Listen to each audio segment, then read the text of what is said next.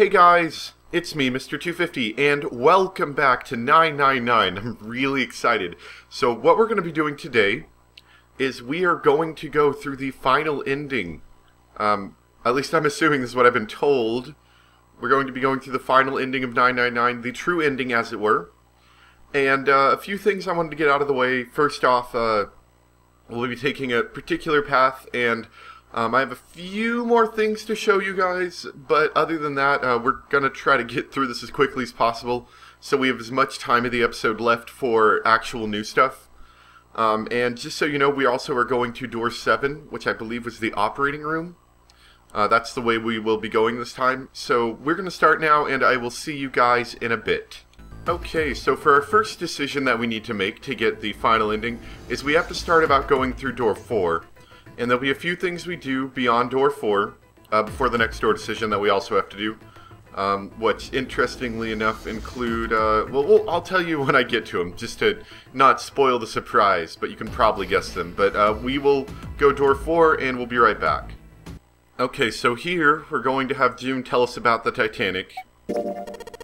And, it's pretty, you know, it's pretty normal. We already know about the Titanic, we've already read it, so we're going to keep going. Okay, so at this point, another important thing we have to do is we need to take the bookmark from Santa.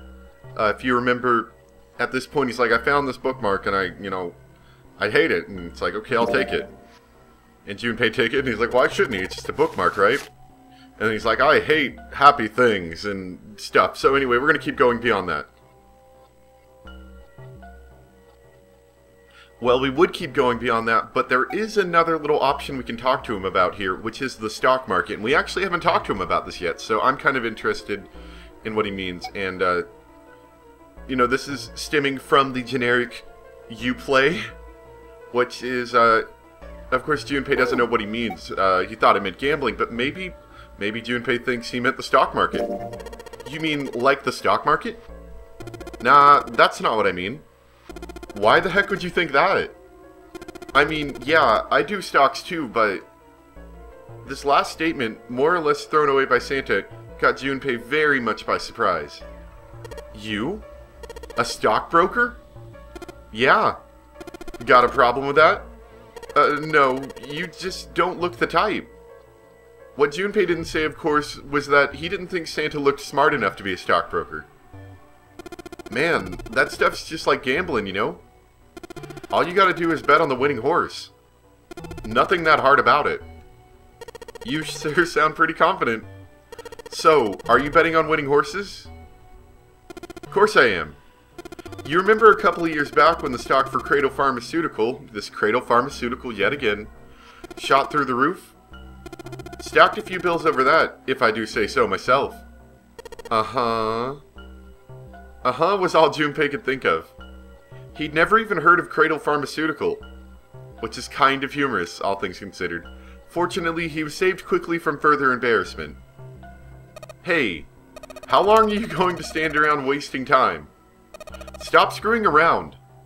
The voice screaming at them from the other room was unmistakably Lotus's. Junpei and Santa looked at each other. The lady has spoken. Santa sighed. We'd better get back to work before we really annoy her.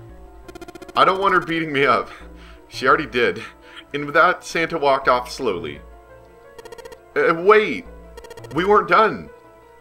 He started after Santa, intended to catch him, but...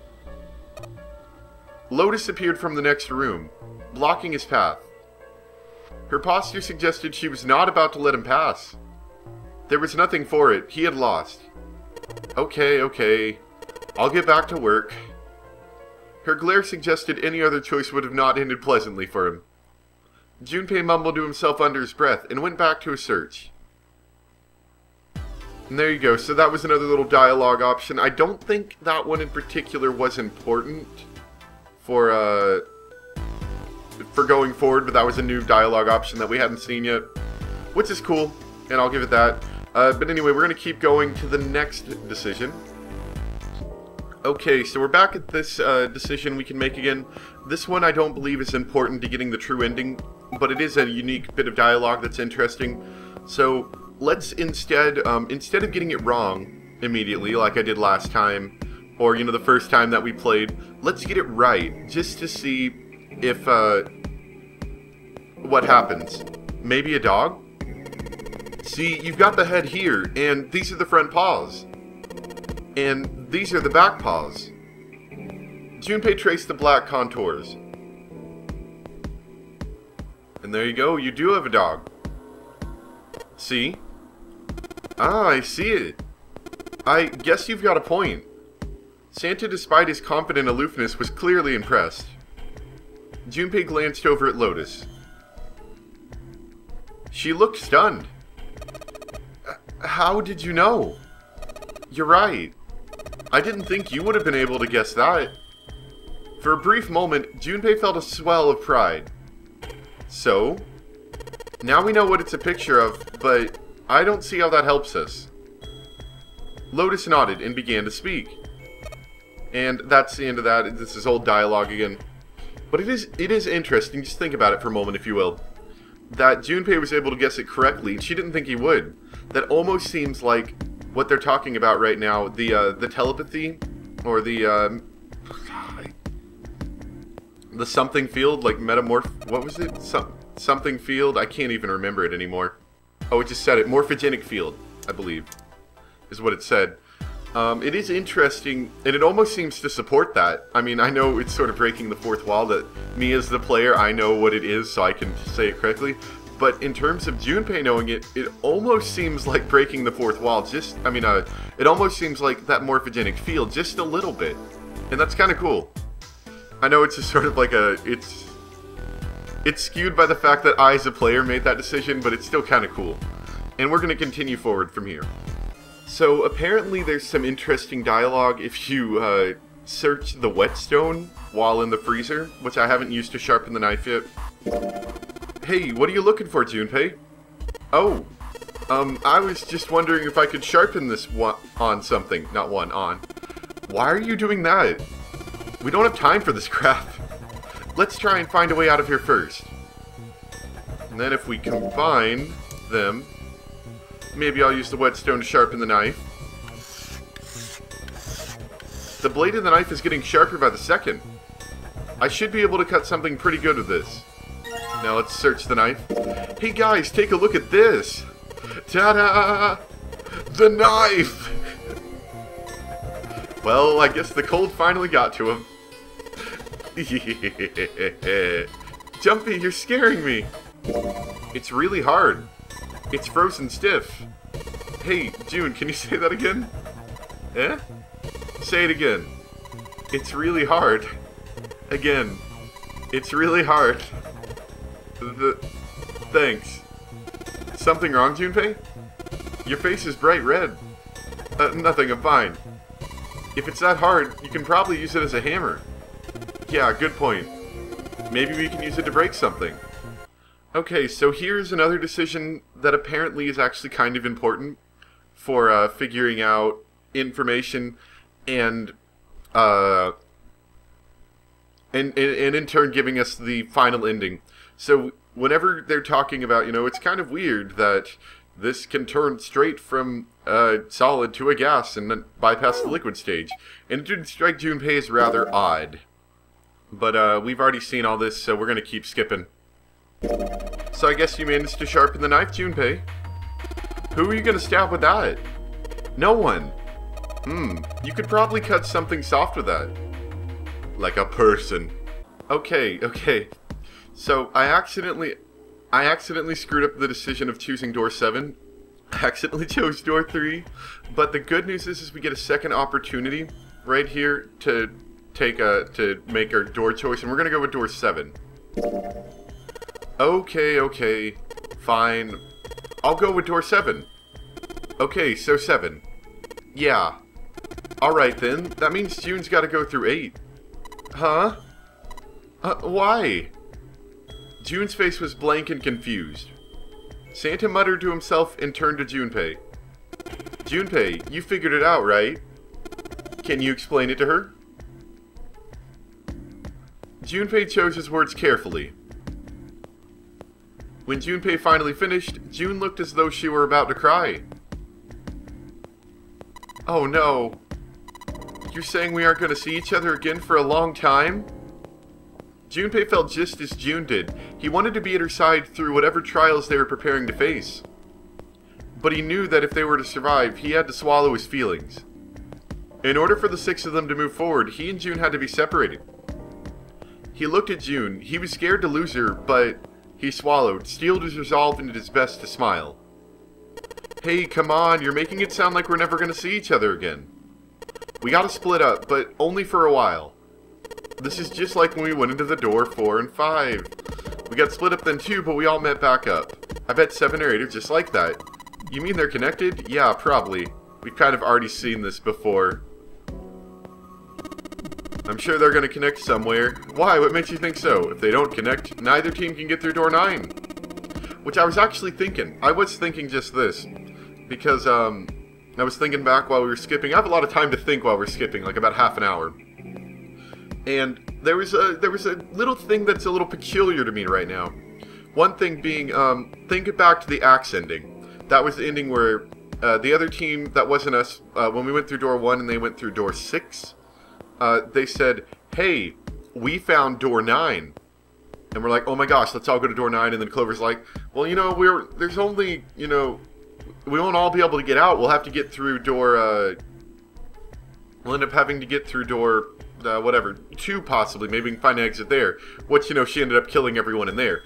But I'm curious, why didn't anyone say, hey, there's 2 9 doors, unless there's more than just this in terms of 9 doors? Like, what if they found another way to get to a 9 door, but just a singular 9 door?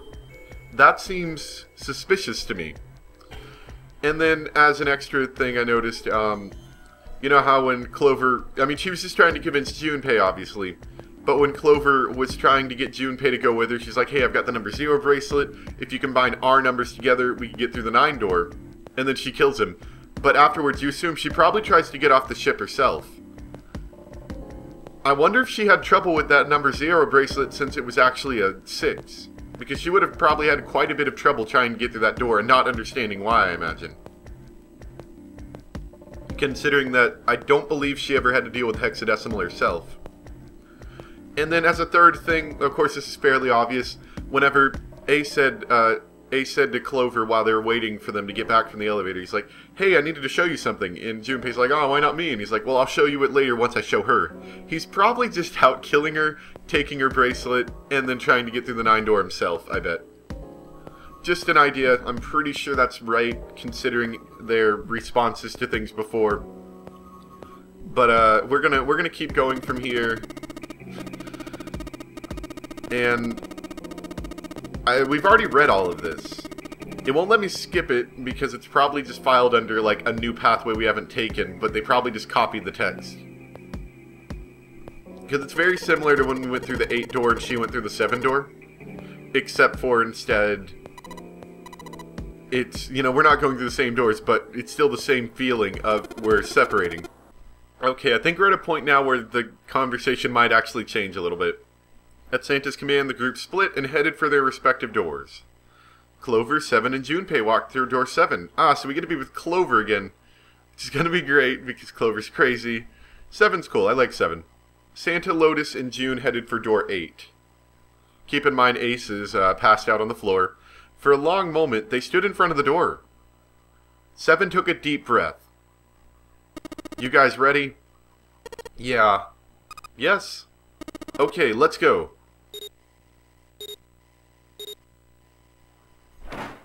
That'll get us through door 7. The door had opened. A narrow hallway stretched out before them. 7 and Clover leapt through the door.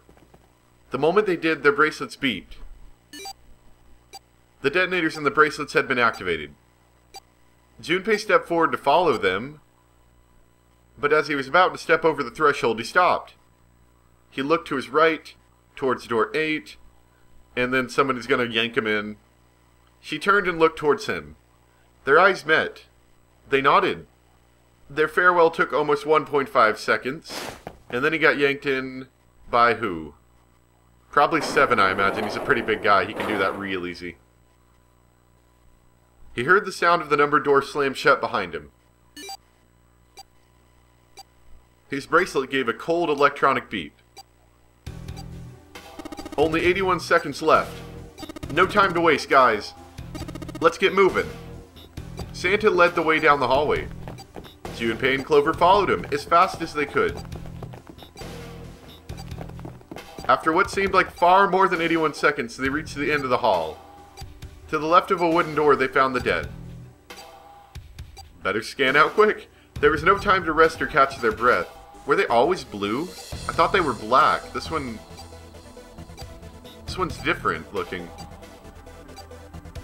All three slammed their hands in quick succession over the scanner panel on the dead. Not that the color matters much, really. I think, maybe. Or maybe it does. Whew. Panting. Panting.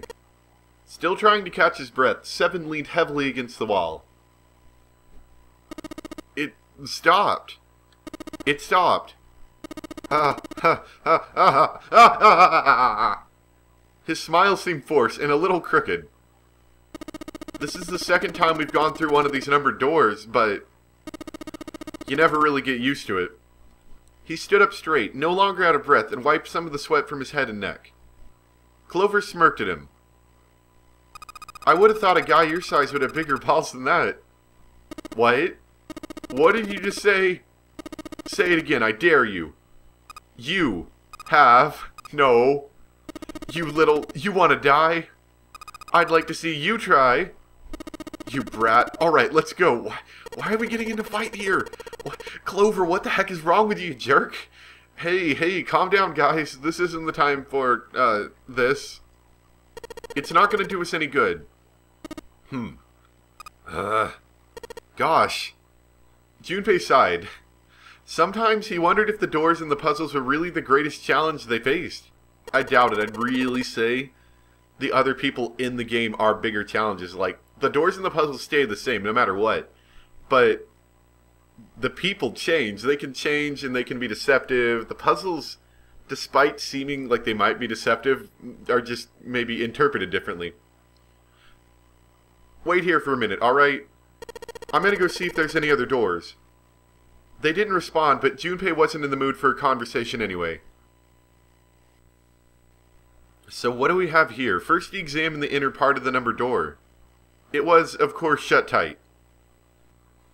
On the left was a single short hallway that terminated almost immediately at a thick iron wall. Junpei doubted the wall could be moved. At last he gave up and returned to Seven, who was tapping lightly on the wooden door. This door's the only option we've got, right? Yeah, looks like it. There was a metal plaque bolted above the door. It read operating room, which I'm kind of curious. Now, maybe it was refitted, maybe it was originally another room, but I'm kind of curious why a ship like this would need an operating room. Now, maybe when it was refitted to be a medical ship, maybe it needed that. Maybe this used to be a different room. Let's just take a look at it, though, and see. If it was to be believed, the room on the other side of the door was an operating room. Something about it made Junpei feel nervous. Well, there's no point in standing around. Might as well go in and see what's waiting for us. Seven grabbed the brass knob and slowly opened the door. The creak of the hinge sounded like the groan of an old woman. A chill snaked its way down Junpei's spine. Quickly, he gathered what courage he could and took the first step into the room. Seven followed, with Clover right behind him. Part of the room just past the door was obscured by a screen. Clover's curiosity got the best of her, and she darted past Junpei to peer around the screen. Yeah! What?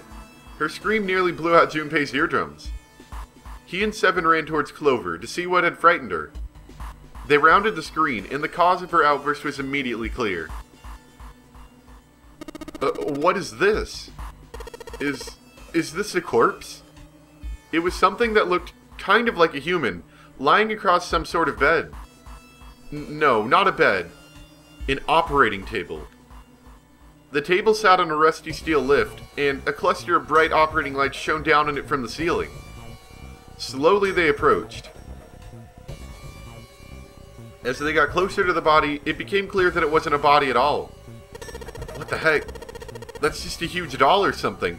Another weird thing, because the laboratory also had a mannequin in it. Which, you could even relate it even farther to say that it's even odder that the third room also has a body in it, though it is real in the case of the third room, but that all three of these rooms have bodies in them. Some real, some not. A doll? Clover did not look terribly comforted. Slowly, she approached the operating table and looked as intently as possible from as far away as possible at the thing. Junpei could see her relax. You're right. It's only a doll. Man, it really scared me. She heaved a great sigh of relief and wiped a few drops of sweat from her forehead.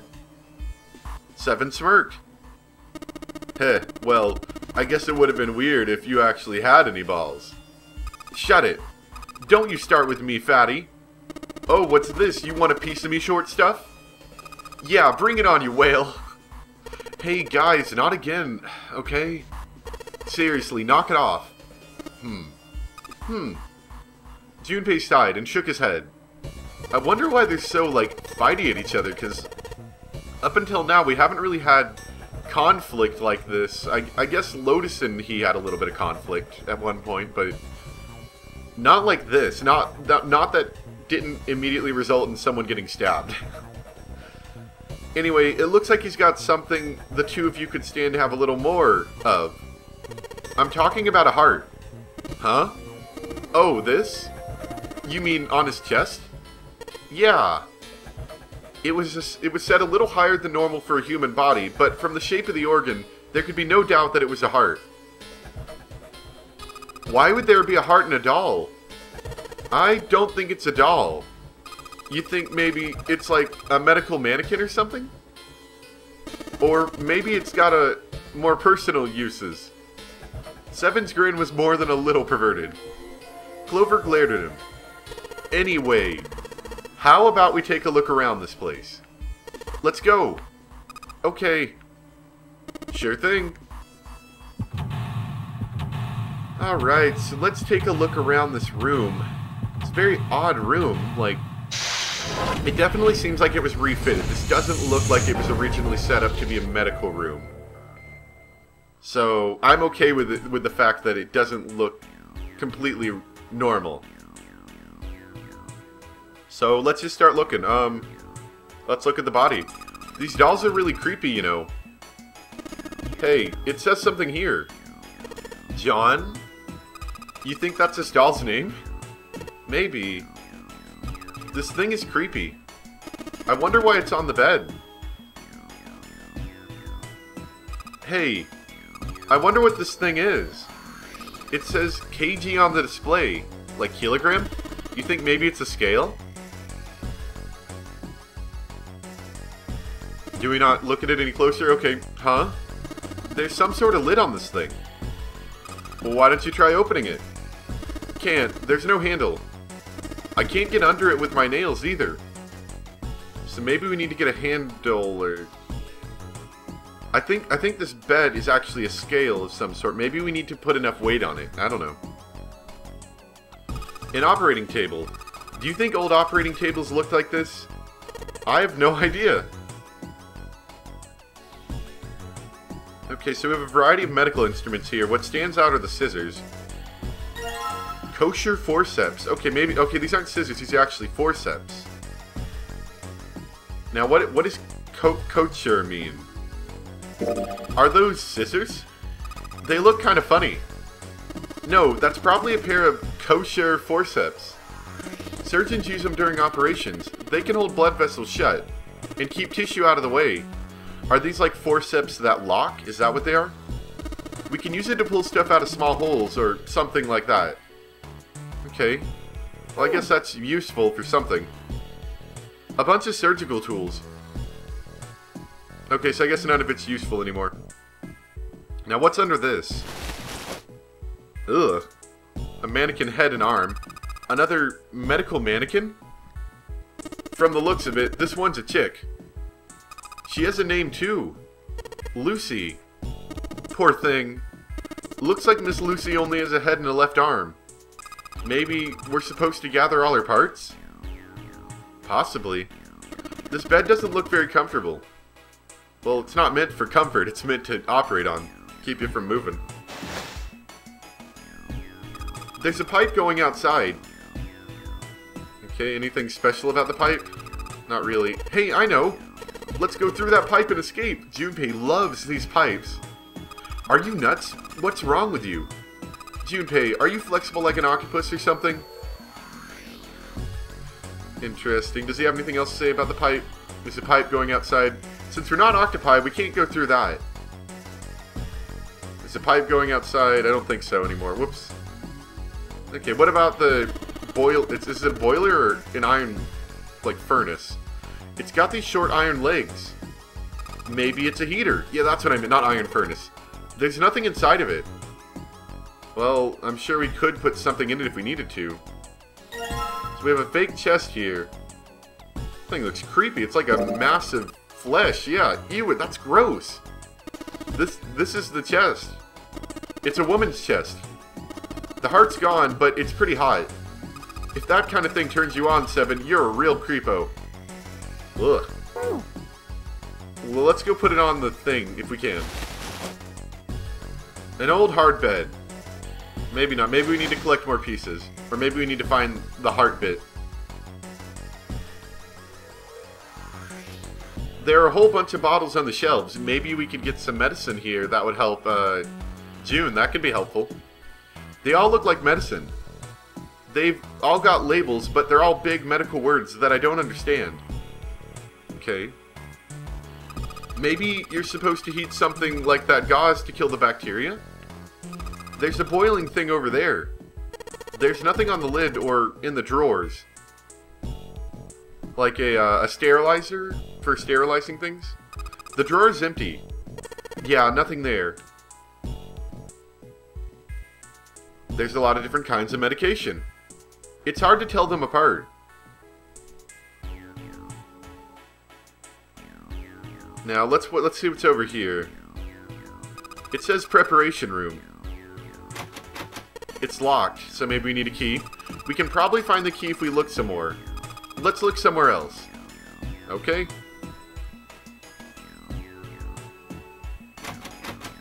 Looks like it's locked. Guess we're gonna need a key for this one. Junpei, where are you going? That's the door we came in through, I thought so. The only thing out there is the number door. I'm pretty sure I don't need to tell you that the number door is a one-way deal. So, you're saying there's no point to going back there. And they're nodding. Awesome. Okay. Oh my gosh, I can't touch the light switches this time. What is this travesty? Anything about the... Yeah, anything about the wooden partition? Just a wooden partition. Nothing special about it. Okay. What about this table? That scalpel looks useful. I'm a doctor, so I'd know what scalpels are for. A scalpel that's not rusty. Seems like it was put here for a reason, huh? You think it's telling us to cut something? Yeah, I do. Okay, well maybe we can find something to cut. None of these other stuff looks useful. None of the other stuff. Yeah, it's all pretty rusty. Just because it's rusty doesn't mean it's not useful. Ugh. A medical mannequin with its guts showing. Ew. Gross. Hey, Junpei. There's a slit in under this thing's chest. Yeah, it sure is. There's something in there. Maybe we can get it out. Grunt. Dang it. Stinking thing won't budge. It's stuck. Well, I guess you can't use force on this one then. We need something small that can fit into that little hole. I wonder what could possibly do that. We got a fake organ. What? Oh, no. I guess let's try combining it with that, see if it does anything. Nope, didn't think so. So we have a fake organ. Now, that's either a lung or like a liver. I think. Can we use the liver on anything? Nope. No, I don't need the tools. Can I use the liver on her? Sitting on the bed. Maybe something will happen if we gather all her body parts.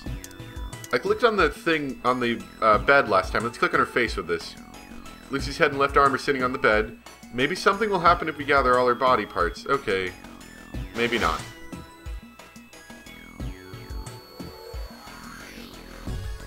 We don't have a whole lot to search here, do we? What are all our items again? Let's look at the... We need to cut something. Let's try cutting the organ. Okay. Let's try cutting this organ with a scalpel. We got an organ key. Okay, okay. I see what we're doing now. Let's see. We got a little bit more time. So let's use the organ key on the door. Cool, it's unlocked. Uh-oh. Creepy hallway. I think you hang your coat here. There's a bunch of hooks.